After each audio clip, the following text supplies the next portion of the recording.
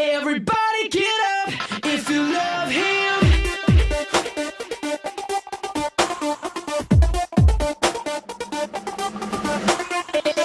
Everybody get up if you love him. Everybody get up if you love him. Everybody get up and praise him. Everybody get up if you're free. Everybody get up if you love him. Dance.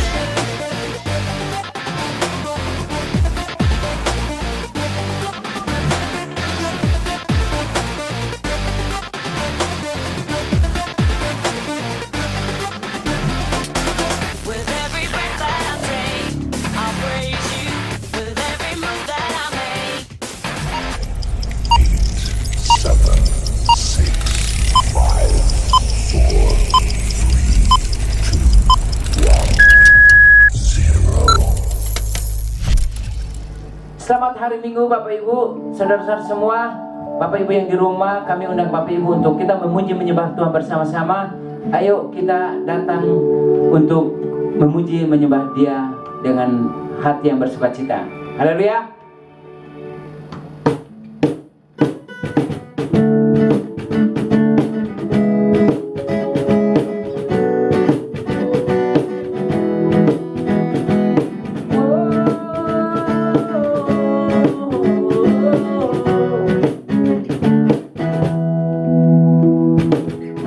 Hanya Kau milikku di surga.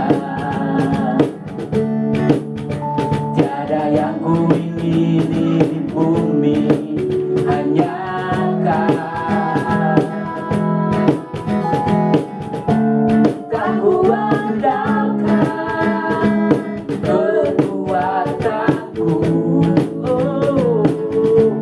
namun yang pasti kan tetap selamanya Allah sumber kuatku, Allah sumber kuatku, Allah sumber kuatku dan bagianku selamanya, selamanya.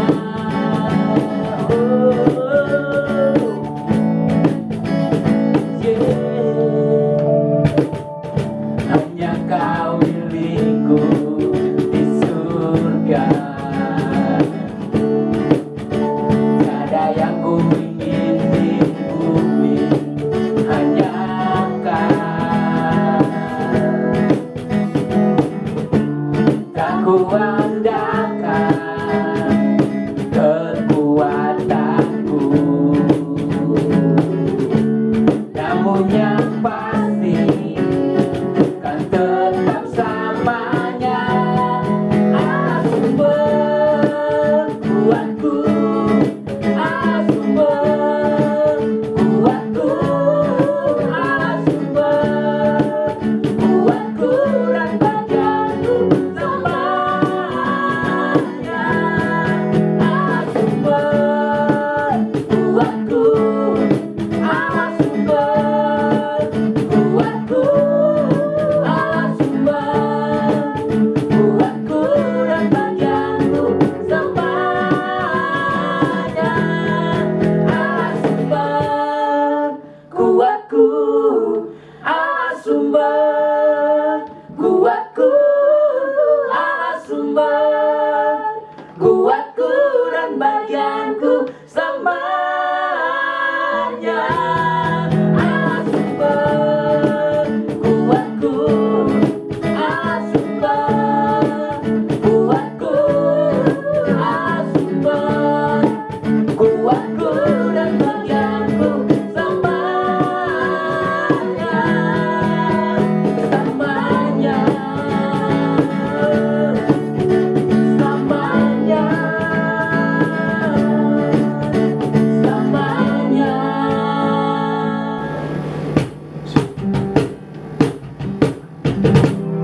Kami bersyukur Tuhan buat kebaikan-Mu. Kami bersyukur juga buat kasih setia-Mu. Kami bersyukur sebab segala pujian, syukur, hormat, kemuliaannya bagi Engkau. Biar nama-Mu kudus, kuduslah Engkau. Haleluya. Holy, holy, holy, Lord God Almighty. Early in the morning, our songs arise to Thee. Holy, holy, holy,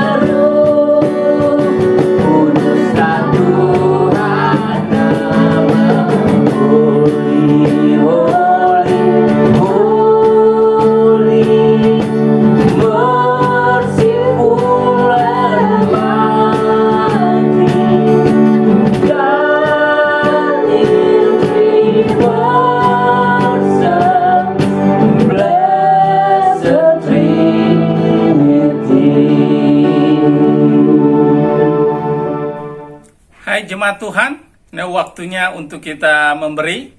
Dan hari ini firman Tuhan akan mengajarkan kita bagaimana cara memberi. Dan firman Tuhan dalam Matius 6 ayat 1 dan 2, firman Tuhan berkata bahwa ingatlah janganlah kamu melakukan kewajiban agamamu di hadapan orang supaya dilihat mereka. Karena jika demikian, kamu tidak beroleh upah dari Bapamu yang di surga. Ayat kedua, jadi apabila engkau memberi sedekah, janganlah engkau merencanakan hal seperti yang dilakukan orang munafik di rumah-rumah ibadat dan lorong-lorong supaya mereka dipuji orang. Aku berkata kepadamu, sesungguhnya mereka sudah mendapatkan upah. Saya percaya hari ini firman Tuhan mengajarkan kita bagaimana kita memberi dengan sikap hati yang benar. Supaya waktu kita memberi, kita tidak mencuri kemuliaan Tuhan. Karena kita tahu bahwa hari-hari ini orang berlomba-lomba bagaimana menolong orang pada saat musibah, pada saat kesulitan. Dan mereka coba menolong, tapi hari ini firman Tuhan bilang, waktu kita mempunyai cara memberi yang salah, seperti orang munafik, yaitu mereka mencari supaya dipuji orang, mencari untuk terkenal, mereka cari supaya orang-orang membanggakan hidup mereka. Tapi hari ini firman Tuhan mengingatkan kita, supaya kita menjadi seimbang.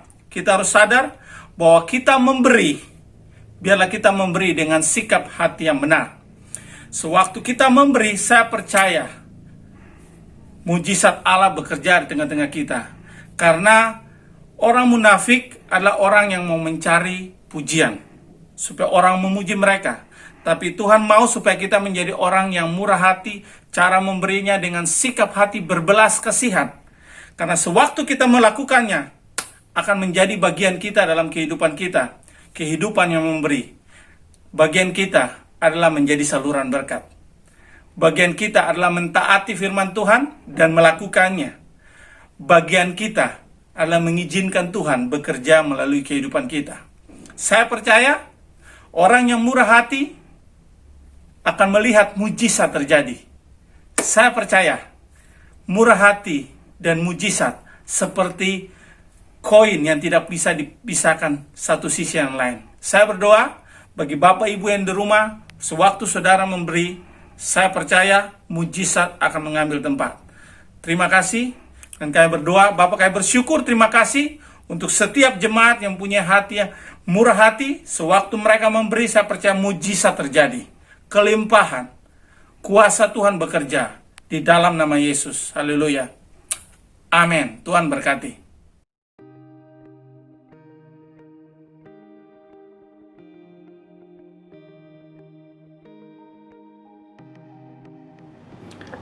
Hai, selamat hari Minggu. Berjumpa kembali dengan saya, Pastor Chris Leonardo Dias. Dan hari ini kita akan membahas firman Tuhan sesuai dengan tema di bulan Juni ini. Kita akan berbicara tentang murni. Dan hari ini saya mau membagikan firman Tuhan tentang dimurnikan. Karena saya percaya dan saya tahu bahwa setiap orang akan masuk dalam satu proses, yaitu namanya pemurnian. Suka atau tidak suka, semua orang akan masuk dalam proses dimurnikan ini. Karena sewaktu Allah mau memurnikan kita, Allah mau supaya kita meresponinya dengan sikap yang benar, supaya kita tahu bahwa ada rencana baik yang akan Tuhan kerjakan dalam hidup kita. Bukannya membuat kita menjadi marah, bukan membuat kita meninggalkan Tuhan, tapi Tuhan mau kita meresponi dengan sikap yang benar. Dan saya bertanya bagi Bapak Ibu, bahwa apakah Bapak Ibu cinta akan Tuhan? Apakah Bapak Ibu rajin pergi beribadah? Kalau kita rajin beribadah, kalau kita cinta akan Tuhan, kalau kita rajin berdoa, bukan berarti kita tidak akan melewati suatu proses pemurnian. Semua orang akan dimurnikan. Dimurnikan dari motivasi hatinya. Ada hal-hal yang salah itu perlu dikeluarkan dari dalam hati kita. Karena Tuhan mempunyai rencana yang baik bagi setiap dari kita. Nah, mari kita lihat dalam firman Tuhan. Dan firman Tuhan ini sangat menarik. Dan firman Tuhan dalam Yesaya 48 ayat 10, firman Tuhan berkata bagi kita, sesungguhnya aku telah memurnikan engkau, namun bukan seperti perak, tetapi aku telah menguji engkau dalam dapur kesengsaraan. Wow, firman Tuhan sangat jelas bahwa alat yang dipakai Allah untuk memurnikan kita adalah melalui dapur kesengsaraan atau hal-hal yang sulit yang kita alami. Jadi alat ini dipakai untuk satu tujuan, yaitu untuk memurnikan kita. Memurnikan kita supaya kita lebih murni, supaya kita bisa teruji. Artinya bahwa kalau kita mau menjadi pribadi yang murni, menjadi pribadi yang dapat diuji di hadapan Tuhan dan di hadapan manusia, setiap dari kita akan masuk dalam dapur pemurnian ini, yaitu dapur kesengsaraan. Maka semua orang akan pasti bilang, wah saya nggak mau. Tapi saya mau bilang bahwa kita mengikuti Tuhan bukan berarti kita hanya mau menerima hal-hal yang enak aja, hal-hal yang menyenangkan. Tapi Tuhan punya maksud yang baik, yaitu Dia membawa kita melewati situasi keadaan yang tidak enak dengan maksud untuk menguji hati kita. Kalau kita teringat bahwa bagaimana Tuhan membawa bangsa Israel keluar dari tanah Mesir untuk masuk ke dalam tanah perjanjian, Tuhan mau menguji hati mereka. Tuhan mau supaya Tuhan mau menguduskan mereka, memurnikan hati mereka, supaya hati mereka adalah hati yang terus tetap percaya kepada Tuhan, untuk tidak mengingat hal-hal yang dahulu kala. Oleh sebab itu sangat penting bagi kita yang ada di zaman sekarang ini, bahwa setiap orang, setiap daripada kita akan dimurnikan. Nah, kata dapur di sini kita melihat bahwa sesuatu yang di dapur ini bukan berarti kita pakai kompor yang seperti yang kita lihat di rumah. No. Kini kata dapur kesengsaraan. Kata dapur dari bahasa Ibrani artinya kur. Nah, dari kata kur ini maka kita akan dapat satu artinya, itu namanya tungku perapian, tungku api. Jadi Tuhan memakai namanya kesengsaraan, tungku api yang kita lewati, yang kita dimana kita proses dimurnikan, tujuannya untuk kita dimurnikan. Jadi nama dari dapur itu yaitu yang namanya kesengsaraan. Oleh sebab itu setiap orang akan melewati ini, semua orang akan melewati hal ini. Nah, bagaimana membuat supaya kita bisa menjadi orang yang teruji dan dimurnikan dalam hidup kita, yaitu kita harus mau untuk dibakar dalam dapur kesengsaraan. Setiap daripada kita akan dimurnikan, saudara. Setiap daripada kita akan diuji, supaya hal-hal motivasi yang salah, hal-hal yang tidak benar ketika kita mengikuti Tuhan, itu akan diproses. Bagaimana kita dimurnikan dalam memimpin, bagaimana kita dimurnikan dalam memakai keuangan, bagaimana kita dimurnikan dalam hal-hal yang terjadi dalam kehidupan kita hari-hari. Tujuannya Allah itu baik, supaya hal-hal baik itu akan tetap tinggal, hal-hal yang benar itu akan tetap tinggal dalam kehidupan kita. Itu dari kata dapur. Dan dikatakan juga bahwa kita masuk dalam dapur kesengsaraan. Kata kesengsaraan, waktu saya melihat ini, kata kesengsaraan itu dari dalam bahasa Ibrani itu artinya ine. Artinya kita dapatkan pelajaran di sini. Yang pertama yaitu namanya lembah kekelaman. Artinya kalau Tuhan mau memurnikan seseorang, Tuhan akan membawa orang tersebut melewati namanya lembah kekelaman. Karena di dalam lembah kekelaman selalu ada kegelapan, ada yang namanya ketakutan, tidak ada terang, tidak ada harapan. Oleh sebab itu firman Tuhan berkata dalam kitab Mazmur, Daud berkata bahwa sekalipun aku ada dalam lembah kekelaman, aku tidak takut bahaya, sebab Tuhan menyertai aku. Artinya di dalam lembah kekelaman, Daud adalah orang-orang yang begitu yakin ada kebenaran di dalam hidupnya. Oleh sebab itu dia berkata bahwa aku tidak takut, sebab Tuhan beserta denganku. Jadi sewaktu kita dimurnikan, sewaktu kita mengalami yang namanya lembah kekelaman, inilah waktunya untuk supaya kita bisa menjadi kuat, supaya menjadi pegangan kita. Siapa sesungguhnya yang menguasai hati kita? Siapa sesungguhnya yang ada di dalam hati kita? Karena sewaktu orang melewati yang namanya lembah kekelaman, di situ akan mempresentasikan kondisi hatinya. Karena inilah waktunya untuk Tuhan menguji kita. Tuhan mau memurnikan hal-hal yang tidak benar, supaya Tuhan keluarkan itu, supaya akan ada yang namanya hal-hal yang benar, hal-hal yang kebenaran itu akan tinggal dalam kehidupan kita. Itu yang pertama. Dari kata kesengsaraan, maka kita akan dapat kata yang namanya lembah kekelaman. Yang kedua, yang kita dari kata kesengsaraan ini, maka kita akan dapat satu kata, yaitu namanya keadaan serba sulit. Artinya bahwa semua orang akan mengalami yang namanya masa-masa sulit. Pernahkah Bapak Ibu berkata bahwa kenapa saya udah ikut Tuhan, kenapa saya udah rajin beribadah, tapi kesulitan yang saya dapatkan? Bukannya saya mendapatkan hal-hal yang baik, hal-hal yang diberkat, tapi yang kita dapatkan namanya hal-hal yang sulit. Nah, disinilah yang memberitahukan kita kepada kita bahwa Tuhan sedang memurnikan hati kita. Semua orang akan alami ini. Kita harus punya pemahaman yang benar, karena sewaktu kita ada di dalam lembah, sewaktu kita ada dalam keadaan sulit, disinilah kita akan melihat bahwa akan banyak orang yang menyerah, banyak orang akan menjadi marah, banyak orang akan menjadi mengancam, banyak orang akhirnya pergi meninggalkan. Ya sudah, kalau memang begini, ya udah saya pergi tinggalkan. No. Tapi justrulah di masa-masa seperti ini menentukan apakah kita menjadi pribadi yang siap untuk dimurnikan, siap untuk diuji. Apa yang selama ini kita sudah dengar, apa yang selama ini kita sudah pelajari, itu tertanam di dalam hati kita.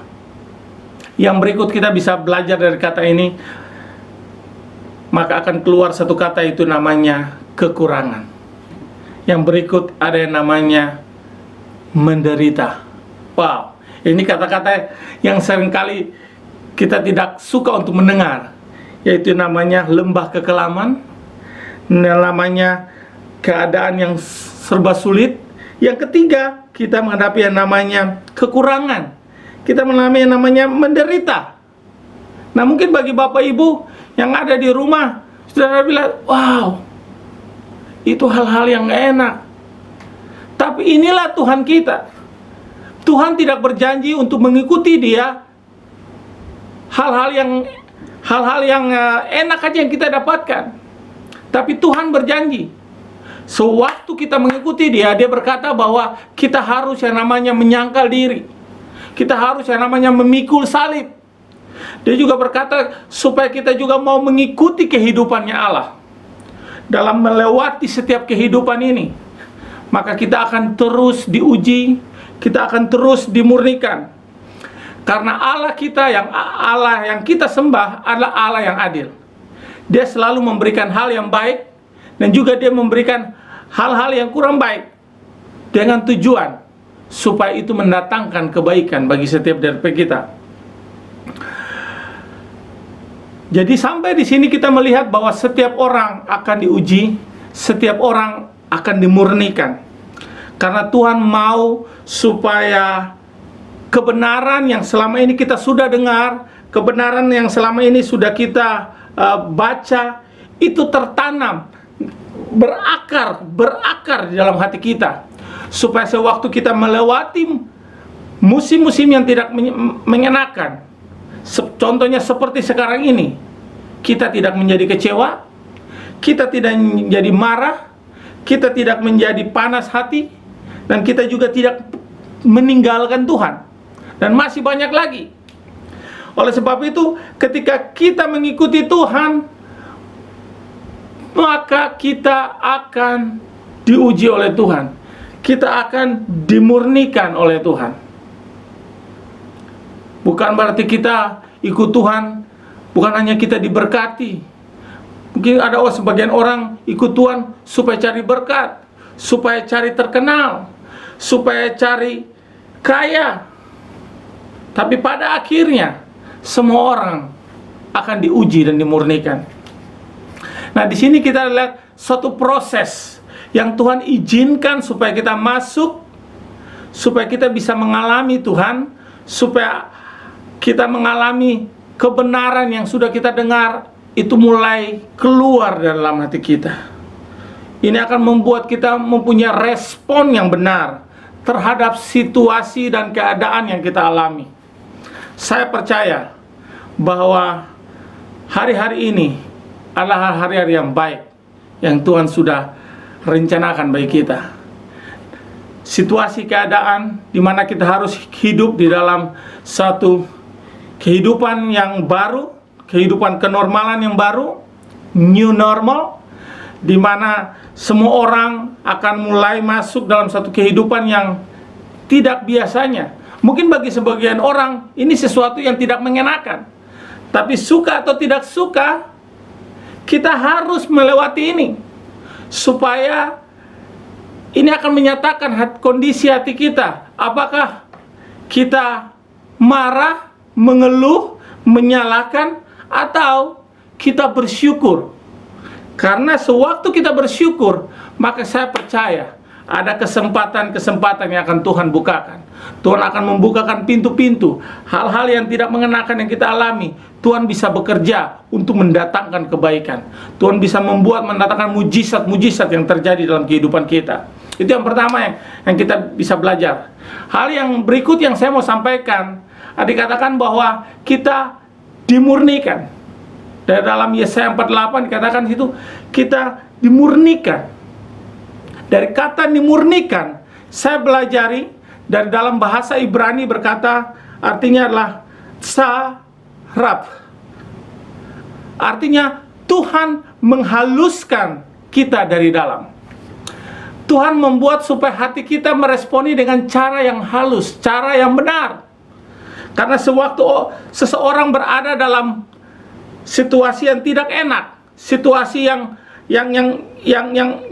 membuat dia bisa marah, bisa berteriak, tapi disinilah Tuhan memproses setiap orang supaya sesuatu yang lembut itu boleh dikerjakan dalam hati kita, supaya kita tidak menjadi marah, supaya kita tidak menjadi kecewa, supaya kita tidak menyalahkan orang lain, apalagi kita menyalahkan Tuhan. Tuhan mau supaya kita tidak menjadi pribadi yang sombong. Melewati proses ini, Tuhan mau supaya kita tidak menjadi pribadi yang keras kepala.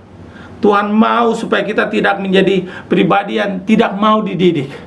Tuhan mau supaya kita tidak menjadi pribadi yang sok tahu. Karena hari-hari ini kita lihat banyak orang yang sok tahu. Banyak orang yang hidupnya mau semaunya saja. Hidupnya tidak mau dididik. Sewaktu diberitahukan yang benar, tersinggung, marah, akhirnya juga bisa juga pergi meninggalkan kita.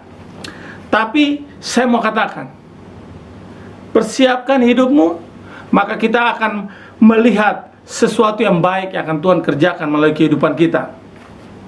Karena kita harus tahu bahwa dari awal rencana Tuhan bagi kita adalah rencana yang baik. Karena rancanganku bukanlah rancanganmu, Tuhan berkata. Tapi rancangan Tuhan, rencana Allah adalah rancangan yang mendatangkan damai sejahtera, yang mempunyai masa depan yang penuh dengan harapan.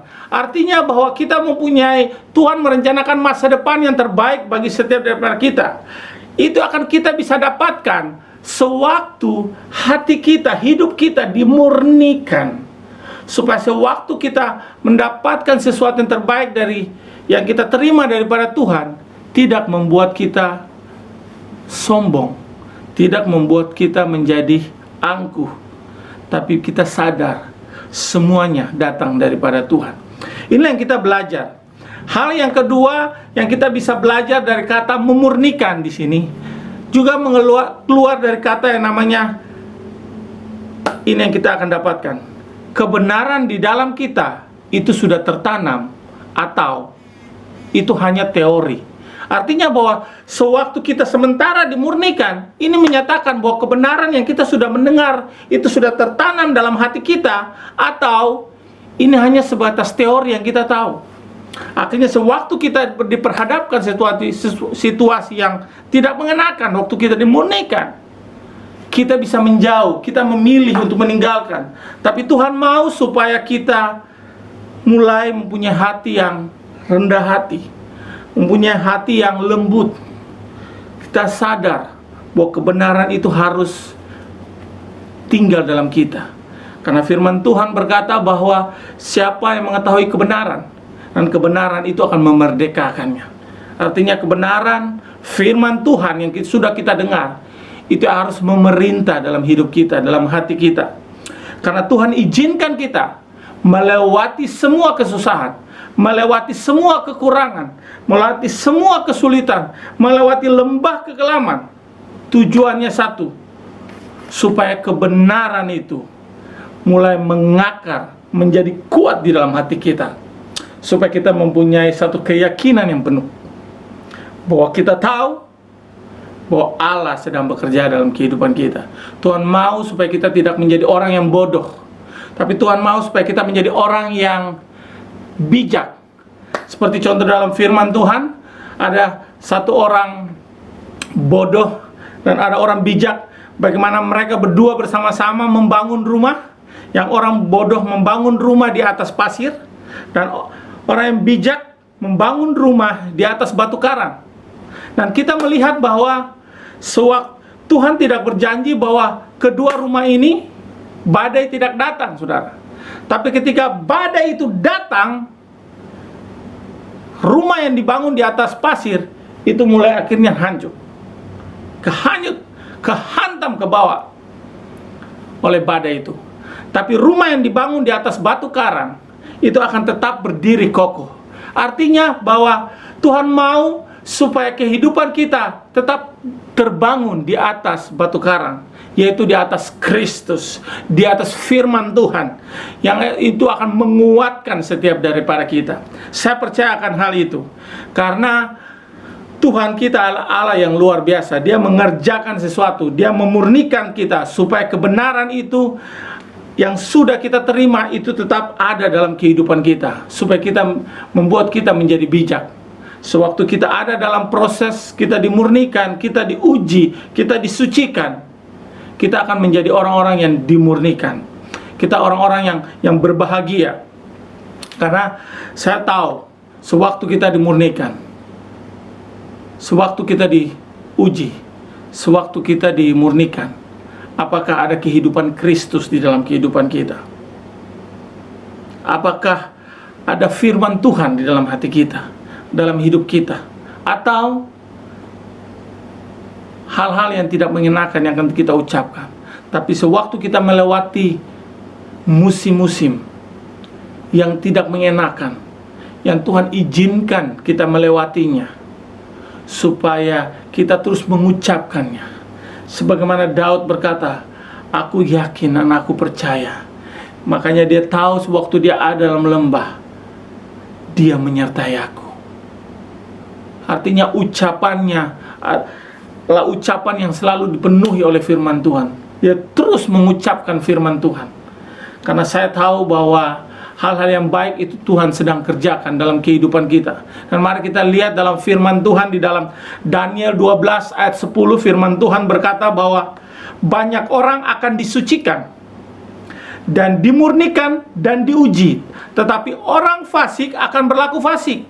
Tidak seorang pun dari orang fasik itu akan memahaminya, tetapi orang-orang bijaksana akan memahaminya. Amin. Jadi ada dua, yaitu orang fasik akan tetap menjadi fasik, dan orang bijak adalah orang yang memahaminya. Dia tahu sewaktu dia diuji, sewaktu dia dimurnikan, dia tahu, dia sangat tahu Tuhan punya maksud yang baik. Dia tahu Tuhan sedang mengerjakan yang baik dari dalam hidupnya. Dia tahu. Oleh sebab itu, dia meresponinya dengan sikap hati yang benar. Oleh sebab itu, firman Tuhan di sini berkata, yang fasik tetap menjadi fasik. Apa itu orang fasik? Adalah orang yang tidak mengenal Allah. Orang yang tidak mengenal Allah, meskipun dia ada dalam satu goncangan, suatu peristiwa, dia bukannya kembali kepada Tuhan, tapi dia menyalahkan orang lain, menyalahkan situasi, menyalahkan keadaan, dan juga bahkan bisa menyalahkan Tuhan. Tapi kalau orang yang bijak adalah orang yang memahami apa yang sedang terjadi. Dia memahami Tuhan sedang melakukan hal yang baik dalam hidupnya. Oleh sebab itu, dia punya sesuatu di dalam hidup dia. Orang bijak adalah orang yang mempunyai sesuatu. Tuhan mau kita mempunyai sesuatu, yaitu apa? Kebenaran firman Tuhan. Firman Tuhan yang ada dalam hidup kita. Firman yang sudah kita dengar, firman yang sudah kita diajar, firman yang sudah kita terima, itu ada dalam kehidupan kita. Dan firman Tuhan itu adalah Kristus. Firman Tuhan, ada kualitas firman yang kuat di dalam kehidupan kita. Nah, dari sini kita melihat bahwa Tuhan mau supaya kita menjadi orang yang bijak sewaktu kita dimurnikan. Orang yang bijak adalah orang yang menggunakan logika berpikir untuk mengamati dan menimbang apa yang sedang dikerjakan oleh Tuhan. Jadi, sewaktu dia ada dalam situasi yang dalam lembah, situasi yang kekurangan, situasi yang tidak mengenakan, dia pakai logikanya. Dia berpikir, dia tahu Tuhan sedang kerjakan sesuatu yang baik. Dia mulai menimbang, dia tahu ini Tuhan sedang mengerjakan sesuatu. Ini maksudnya baik buat saya. Oleh sebab itu dia mulai apa? Mudah untuk bisa mengucap syukur. Dia mengucap syukur, Tuhan terima kasih. Kalau saya lewati musim-musim seperti ini, saya mengucap syukur. Saya akan melihat hal-hal yang baik. Orang yang mulai bisa mengucapkan hal-hal yang baik, karena dari dalam hatinya, pembenaran dalam hatinya, itu mulai mengucapkan kata-kata yang keluar dari firman Tuhan. Ada firman Tuhan yang keluar. Dia mulai mengucap syukur. Dia mulai melihat bahwa ada hal-hal yang baik, bahwa Tuhan itu baik. Tuhan sedang melakukan sesuatu yang baik dalam hidup saya. Dia selalu mengucapkan karena dia percaya Tuhan menyertai. Sewaktu dia ada dalam lembah, sewaktu dia ada dalam hal-hal yang sulit, sewaktu dia sedang dimurnikan, dia diujikan, dia disucikan, Tuhan sedang mengerjakan hal yang baik. Oleh sebab itu sangat penting kita ada di musim-musim seperti ini. Karena firman Tuhan berkata bahwa di akhir zaman akan ada keadaan-keadaan manusia pada akhir zaman ini. Mereka mempunyai satu kehidupan yang tidak seharusnya ada dalam kehidupan mereka, tapi mereka izinkan itu karena hal-hal dunia yang sudah masuk dalam kehidupan kita. Nah, mari kita lihat di dalam 2 Timotius 3 ayat 4. Keadaan manusia di akhir zaman. Kita lihat bahwa dia suka mengkhianati, tidak berpikir panjang, berlagak tahu. Ini sok tahu orangnya. Lebih menuruti hawa nafsu. Jadi semua digerakkan oleh nafsu. Jadi itu apa? Daripada menuruti Allah. Jadi orang yang mudah untuk meresponi menuruti keinginan Allah adalah orang-orang yang bijak. Waktu kita tidak menjadi bijak, kita menjadi orang yang bodoh, orang yang dungu. Orang yang bodoh, orang yang dungu, bisa akhirnya kita masuk dalam satu kehidupan yang apa? Suka menyalahkan orang lain, berkhianat, tidak berpikir panjang. Apa-apa sedikit-sedikit marah, apa-apa sedikit kecewa, apa-apa sedikit tinggalin gereja, apa-apa sedikit menyalahkan orang lain. Inilah orang-orang tidak pernah berpikir panjang. Artinya mereka berlagak tak sok tahu. Tapi hari ini saya mau bilang bahwa apapun yang saudara, Bapak Ibu di rumah alami, saya mau katakan bahwa Tuhan sedang memurnikan kita. Inilah yang suatu proses pemurnian yang sedang Tuhan kerjakan dalam kehidupan kita, supaya pada akhirnya kita mendapati bahwa ada kehidupan Kristus, ada kehidupan Allah itu keluar dari kehidupan kita, supaya kita menjadi pribadi yang berkemenangan, pribadi yang kuat sewaktu kita ada dalam tekanan, sewaktu kita ada dalam kesulitan. Bukan membuat kita menjadi lemah, tapi membuat kita menjadi bersyukur, membuat kita bisa berkata bahwa ya, saya percaya Tuhan sedang mengerjakan sesuatu yang baik bagi setiap kita. Saya percaya bahwa Tuhan sedang memulihkan hidup saya. Mungkin sudah Tuhan memulihkan keluargamu. Saya nggak tahu, mungkin Bapak Ibu di rumah, apapun masalahmu, mungkin saudara sedang mengalami lembah-lembah kekelaman. Mungkin saudara ada dalam masalah kekurangan. Mungkin saudara ada dalam situasi yang sulit. Mungkin anak-anak saudara, atau mungkin istri saudara, mungkin suami saudara yang jauh dari Tuhan. Mungkin anak-anak saudara yang mungkin tidak bisa dihandle. Mungkin dalam pekerjaan saudara, mungkin dalam apapun, semua area yang saudara alami saat ini. Saya percaya dan saya berdoa, biar Bapak Ibu di rumah menjadi orang-orang yang kuat, supaya ada kehidupan Kristus keluar dari kehidupanmu. Ada firman Tuhan, supaya apa yang keluar dari hidup kita, mulai kita ucapkan hal-hal yang baik. Kita mengucap syukur Tuhan sedang melakukan hal yang baik dalam hidupku. Aku mengucap syukur Tuhan menyertaiku. Kita tidak menyalahkan orang lain, kita tidak menyalahkan orang tua kita tidak menyalahkan sekeliling kita, tapi kita menjadi pribadi yang bijak, yang bisa berpikir dengan logika kita, sehingga kita bisa tahu situasi yang kita alami, Allah sedang bekerja.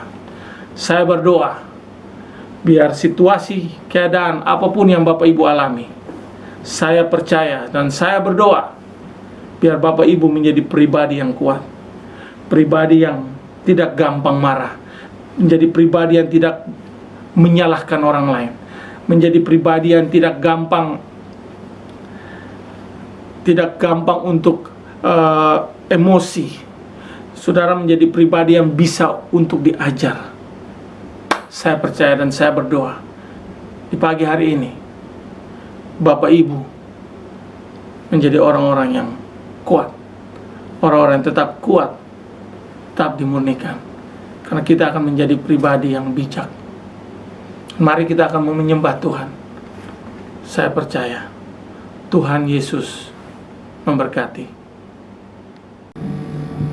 Kita sudah mendengarkan firman Tuhan. Waktunya untuk mari kita sembah Dia. Buka hati Bapak Ibu, supaya kita dapatkan sesuatu hari ini. Roh Kudus memberikan kekuatan bagi kita. Saya nggak tahu apa yang Bapak Ibu yang alami di rumah. Saudara mengalami lembah kekeraman, saudara mengalami yang namanya kesulitan, saudara mengalami yang namanya kekeringan.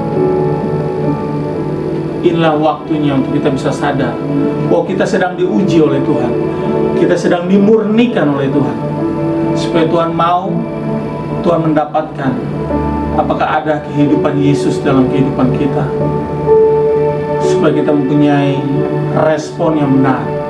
Kita tidak menyalahkan Tuhan, kita tidak menyalahkan situasi dan keadaan, kita tidak menyalahkan orang lain, tapi kita harus tahu bahwa kita sedang dimurnikan, bahwa Tuhan punya rencana yang baik bagi kita.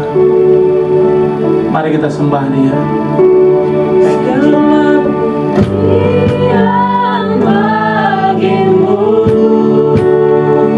segala nafas muliakanmu, surga bumi kan berseru, kuduslah Tuhan sekalian. Pujian bagi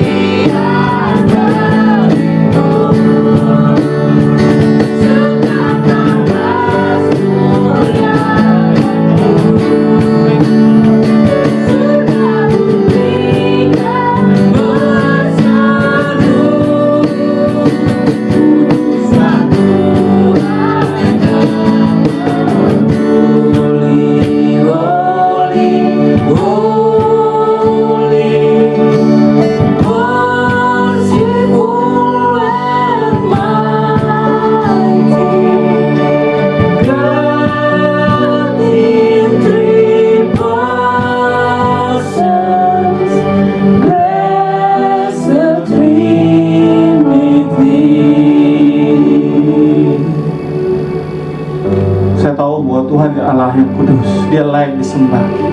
Sebab firman Tuhan berkata, kuduslah engkau, sebab aku ini kudus. Tuhan mau supaya kita dimurnikan, dikuduskan. Sewaktu kita melewati lembah-lembah kekelaman, sewaktu kita diuji, melewati masa-masa yang sulit, sewaktu kita dimurnikan motivasi kita dalam pelayanan, sewaktu kita dimurnikan hati kita, apakah kita masih tetap percaya kepada Tuhan? Kita tidak mudah untuk menjadi kecewa dan pergi meninggalkan Tuhan. Tapi hari ini, jika Bapak Ibu yang di rumah, saya nggak tahu apa yang Bapak Ibu alami, ini saudara ada dalam lembah kekelaman, ini saudara ada dalam kesulitan, mungkin saudara ada dalam kesengsaraan, mungkin saudara ada dalam situasi yang sulit. Saudara, aduh, apa yang terjadi? Tapi saya mau katakan, tenang. Ketahuilah bahwa ada Tuhan di situ. Inilah waktunya untuk kita punya respon.